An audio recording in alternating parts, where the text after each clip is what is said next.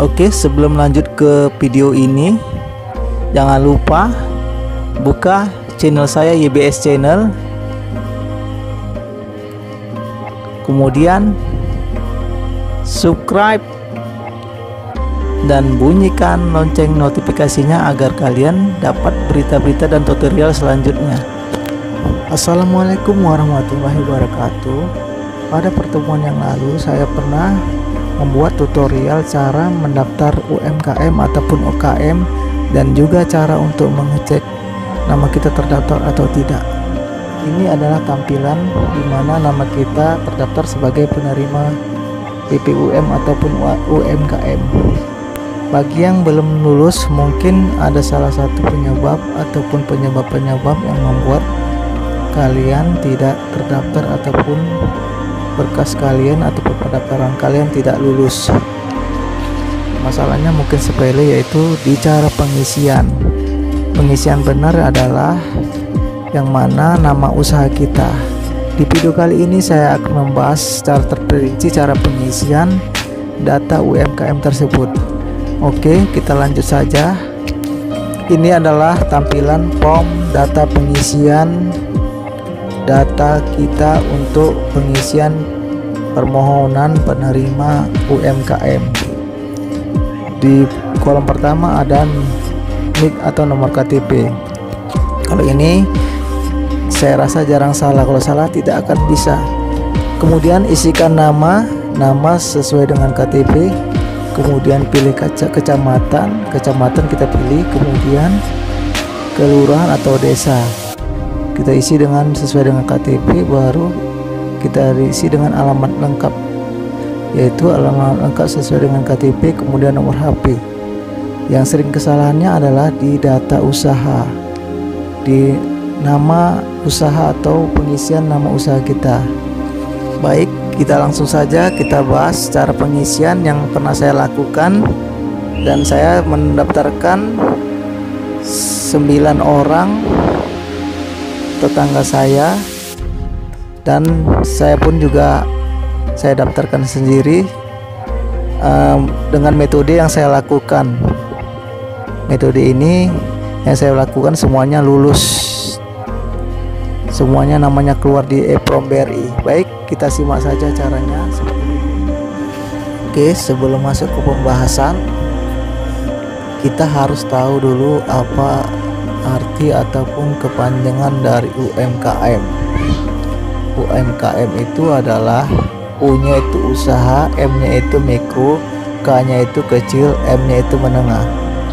Di sini harus kita artikan dulu, ada huruf pertama U, kedua M, ketiga K, terus M.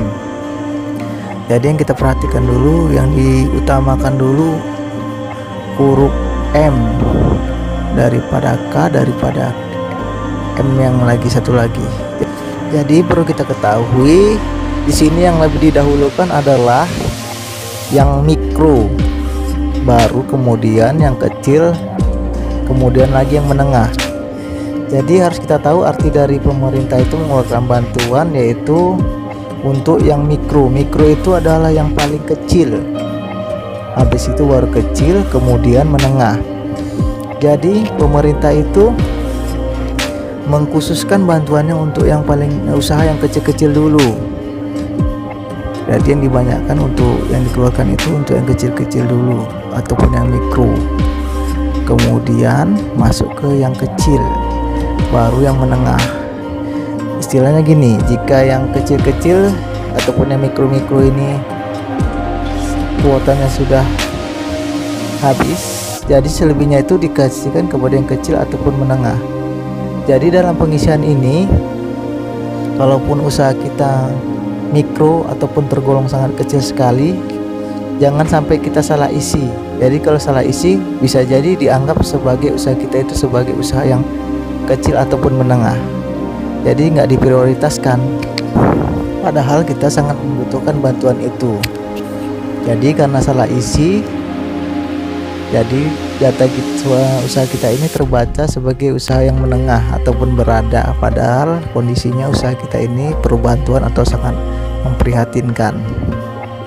Kemudian sedangkan usaha yang menengah ataupun yang tergolong agak besar, mereka mengisinya dengan kajian yang saya buat ini, mereka lulus ataupun namanya keluar karena usaha mereka dianggap mikro ataupun usaha yang sangat kecil.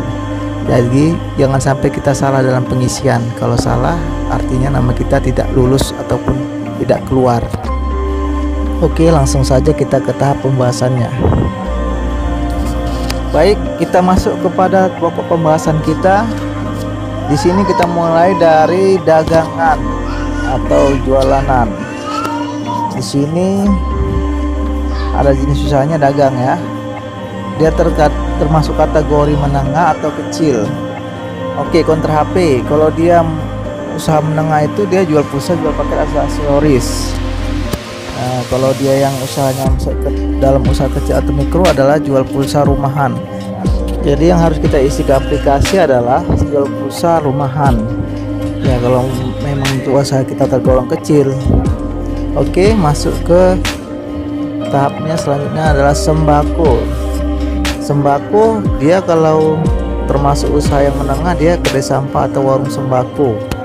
Tapi kalau misalnya dia usaha yang kecil atau mikro adalah jualan sembako kecil-kecilan. Jadi yang harus kita isi di dalam aplikasi adalah jual sembako kecil-kecilan. Oke, kemudian di sini ada jualan makanan. Jualan makanan termasuk dia makan berat ataupun cemilan-cemilan ataupun sarapan bisa juga dimasukkan. Ini contohnya dia kalau termasuk usaha menengahnya dia kafe. Tapi kalau dia masuk usaha kecil ya kedai nasi kaki lima. Jadi kalau usaha kita masih kecil ya kita isi dalam kedai nasi kaki lima. Kemudian rumah makan seafood. Rumah makan seafood itu termasuk golongan menengah. Jadi kalau dia masuk ke dalam usaha mikro ataupun kecil adalah jualan seafood kaki lima. Terus selanjutnya warung makanan ringan. Warung makanan ringan itu termasuk dalam kategori menengah. Jadi kalau dia masuk dalam kategori mikro atau kecil adalah jualan jajanan anak. Atau selanjutnya adalah kantin sekolah. Kantin sekolah ini termasuk dalam golongan menengah. Jadi kalau dia termasuk ke dalam usaha yang mikro ataupun kecil adalah jualan jajanan di sekolah. Selanjutnya kedai jamu. Kedai jamu termasuk dalam usaha menengah. Jadi kalau dia masuk ke dalam kategori yang kecil adalah jualan jamu keliling. Nah, ini sebagai contoh saja, bisa dikategorikan atau bisa dicocokkan dengan usaha yang lain. Ini sebagai contoh. Selanjutnya di kategori industri atau usaha. Di sini ada tergolong menengah ataupun kecil. Ya, masuk kepada usaha industri kerupuk. Kalau dia masuk ke kategori menengah, dia home industri pembuatan kerupuk ataupun home industri kerupuk. Kalau dia yang termasuk golong kategori kecil ataupun mikro ialah pengrajin kerupuk kecil-kecilan. Jadi yang kita isi ke aplikasi adalah pengrajin kerupuk kecil-kecilan. Kemudian di sini emping melinjo. Kalau yang masuk terdalam kategori menengah ialah home industri emping melinjo. Jadi kalau yang termasuk dalam mikro ataupun kecil ialah pengrajin emping melinjo. Jadi yang kita isi dalam aplikasi ialah pengrajin emping melinjo. Kemudian ada industri bahan bangunan. Kalau dia yang menengah ada pabrik batu bata. Kalau yang masuk terdalam dalam usaha mikro ataupun usaha kecil adalah pengrajin batu bata. Jadi yang kita isi dalam aplikasi ialah pengrajin batu bata. Kemudian di sini ada pabrik tepas. Jadi kalau menengahnya itu pabrik tepas. Kemudian kalau dia masuk ke dalam mikro ataupun usaha kecil, pengrajin anyaman bambu. Oke, masuk ke dalam bagian produksi. Di sini ada pabrik roti kering. Jadi kalau dia masuk dalam kategori menengah, pabrik roti kering. Jadi kalau dia masuk kategori dalam mikro ataupun kecil ialah membuat roti kering rumahan. Oke, next selanjutnya adalah kerajinan. Kalau dia masuk dalam kategori menengah adalah pabrik kandang ayam. Jadi kalau dia masuk dalam kategori kecil ataupun mikro ialah pengrajin kandang ayam. Jadi yang kita isi adalah pengrajin kandang ayam rumahan yang di aplikasi. Mungkin ada kesamaan, tinggal ganti-ganti seperti itu aja guys. Selanjutnya di bidang usaha jasa, di sini ada golongan menengah dan kecil.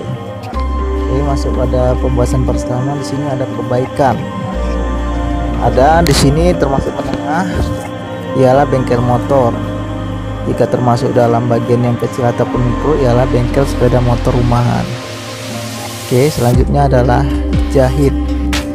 Jahit ini kalau dia tergolong menengah ialah jahit pakaian. Kalau dia termasuk ke dalam golongan mikro ataupun kecil ialah jahit pakaian, tambal pakaian rumahan atau tambal pakaian rumahan. Jadi yang kita isi di aplikasi bisa jahit pakaian, tambal pakaian rumahan. Oke, selanjutnya adalah bubut. Jadi kalau dia termasuk dalam kategori menengah ialah rumah potong ternak. Jadi yang termasuk dalam kategori kecil ialah bubut ayam atau bubut bebek rumahan. Jadi yang kita isi ke aplikasi bisa bubut ayam atau bebek rumahan. Kemudian masuk ke selanjutnya adalah penggilingan. Kalau dia termasuk ke dalam kategori menengah ialah penggilingan bakso. Yang termasuk dalam kategori kecil ataupun mikro ialah penggilingan bakso rumahan. Oke, selanjutnya masuk ke dalam jasa servis. Kalau termasuk ke dalam kategori menengah ialah servis elektronik. Jadi kalau dia yang termasuk dalam kategori kecil ataupun mikro ialah servis HP ataupun servis TV ataupun kulkas dan lain-lain, ditambah dengan belakangnya adalah rumahan. Oke, selanjutnya adalah tempahan. Dia kalau termasuk ke dalam kategori menengah, di sini tempahan las listrik ataupun tempahan las karbet. Jadi kalau termasuk ke dalam mikro ataupun kecil ialah untuk jasa las listrik atau karbet rumahan. Oke, selanjutnya adalah percetakan. Kalau dia termasuk kategori menengah ialah percetakan. Jadi kalau yang mikronya ataupun yang kecilnya ialah fotokopi atau cetak undangan.